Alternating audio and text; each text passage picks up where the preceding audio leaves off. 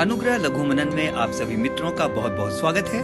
एक बार फिर से आइए परमेश्वर का धन्यवाद करें गीत की इन पंक्तियों के साथ और इस गीत के द्वारा इस बात की घोषणा करें कि तू ही मेरा शरण स्थान है और तू ही मेरा बल है।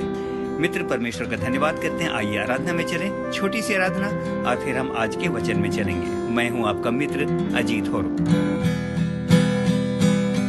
तू मेरा शरण स्थान, तू मेरा गढ़ है, संकट में मेरा दोस्त, मेरा प्रभु।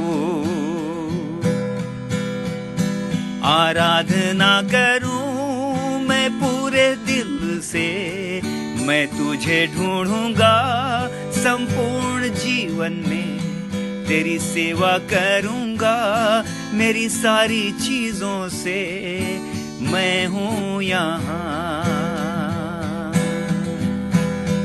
मैं हूं यहाँ प्रभु, मैं हूं यहाँ प्रभु, मैं हूं यहाँ प्रभु, मैं हूं यहाँ। मित्र परमेश्वर का धन्यवाद करते हैं। इस समय इस गीत के द्वारा हमने इस बात की घोषणा की कि मैं यहाँ हूँ, और जब हम कहते हैं मैं यहाँ हूँ तो परमेश्वर भी क्यों पीछे रहे। वो भी कहता है मैं भी अपने वचन को लेकर यहाँ हूँ, ठीक इसी समय तुम्हारे सन्मुख। मित्र परमेश्वर का धन्यवाद करते हैं। अनुग्रह लघु मनन की इस श्रृंखला में हम लगातार आशीष पाते हैं, और आज का वचन जो हमने अपने मनन के लिए चुना है वो पाया जाता है भजन संहिता उसका 37वां अध्याय और उसका पहला पद, और उसमें इस प्रकार से लिखा है, कुकर्मियों के कारण मत कुढ़ और कुटिल काम करने वालों के विषय डाह ना कर। मित्र, लोगों की आदत होती है कि दुष्टों और कुकर्मियों की सफलता को देखकर उनके मन में ईर्ष्या आ जाती है। हमें बड़ी दिलचस्पी होती है ये देखने में कि किसने कितना कमाया, किसके पास कितनी जमीन है और कितना धन है, किस प्रकार का मोबाइल है, किस प्रकार का वाहन है। विशेषकर ऐसे लोगों को देखकर बड़ी जलन होती है जिन्होंने अधर्म, रिश्वत और झूठ बोलकर धन कमाया है और सफलता प्राप्त की है। हमारे मनों के अंदर एक भावना आ सकती है कि हम तो ईमानदारी के साथ अपने जीवन को व्यतीत करते हैं, हमने ईमानदारी के साथ अपने सारे कार्यों को किया है, तो भी हमारी उपलब्धियां वो नहीं है जो उन लोगों के पास हैं जो झूठ और अधर्म का सहारा लेते हैं। मित्र, मानवीय दृष्टिकोण से ऐसा होना स्वाभाविक भी है।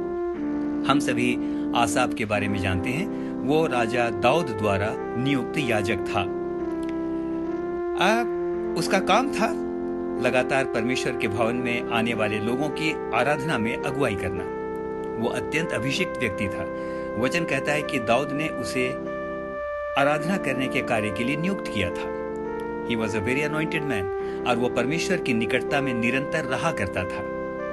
लेकिन वचन बताता है कि दुष्टों के धन और सफलता को देखकर वह स्वयं को जलन और ईर्ष्या से बचा नहीं सका।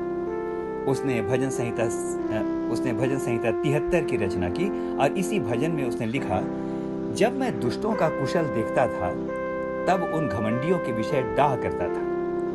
मैं देखता था कि उनको यानी दुष्टों को दूसरे मनुष्यों की नाई कष्ट नहीं होता, और मनुष्यों के समान उन पर विपत्ति नहीं पड़ती।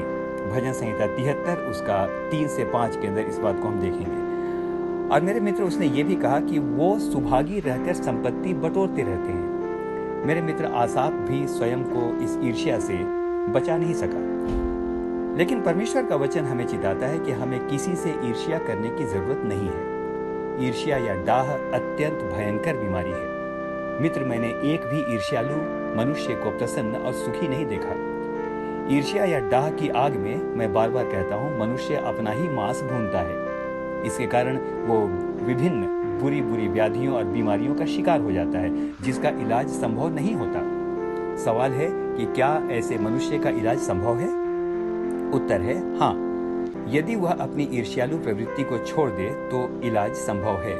वचन कहता है, नीति वचन 14 उसके 30 में, शांत मन तन का जीवन है, परंतु मन के जलने से हड्डियां भी जल जाती हैं। मित्र, आज इससे पहले कि आज के मनन को समाप्त करें, अपने आप से एक प्रश्न कीजिए, ईर्ष्या करने से आपको क्या मिल जाएगा या मुझको क्या मिल जाएगा? क्या जिससे हम ईर्ष्या कर रहे हैं उसकी संपत्ति हमें मिल जाएगी? कदापि नहीं। यदि कोई सुंदर है तो उससे ईर्ष्या करने से क्या हम उसकी तरह सुंदर हो जाएंगे? बिल्कुल नहीं। उल्टे जलन के मारे हमारे चेहरे का नूर जाता रहेगा, हमारी सुंदरता जाती रहेगी। मित्र, ऐसा जीवन शाप से भरा है जिसमें ईर्ष्या भरी हुई हो। श्रेष्ठ गीत की पुस्तक में राजा सुलेमान ने लिखा, ईर्ष्या कब्र की तरह निर्दयी होती है।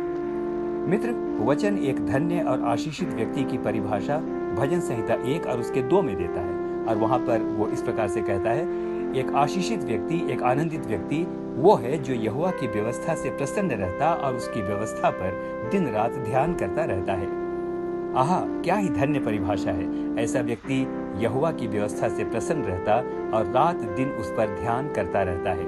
मित्र, ईर्ष्या छोड़कर, जलन छोड़कर और आनंदित रहकर आप बहुत कुछ कर सकते हैं, बहुत कुछ कर सकते हैं, जिन बातों की आपने कल्पना भी नहीं की। लेकिन दुखी रहकर आप कुछ नहीं कर सकते। विश्वास कीजिए, मैं इस वचन पर बहुत विश्वास करता हूँ, इसीलिए प्रभु में आनंदित रहो। मैं फिर कहता हूँ, आनंदित रहो। आपका समय भी आएगा जब परमेश्वर आपको उठा करके खड़ा करेगा।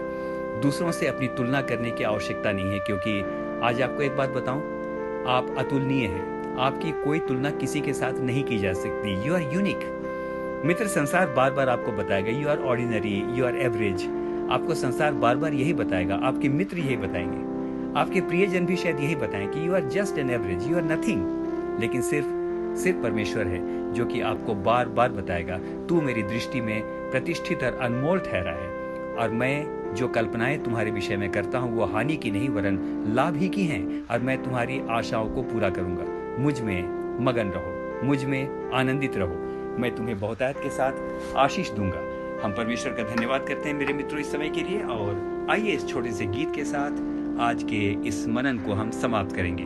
तो क्या करना चाहिए? ईर्ष्या और जलन छोड़ दें और लगातार अपने प्रभु के अंदर बने रहें, उसी में आनंदित रहें। विश्वास करें, हमारा समय भी आएगा। विश्वास करें, आपका समय भी आएगा।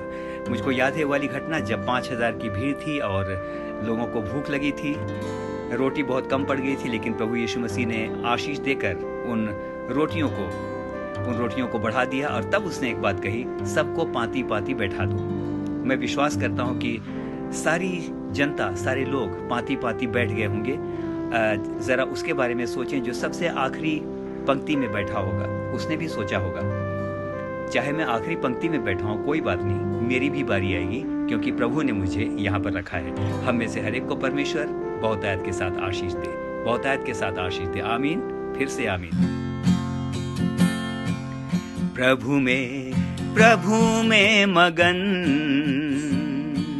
रह तू, प्रभु में मगन, प्रभु में मगन रह तू, प्रभु में मगन। आमीन, और फिर से आमीन।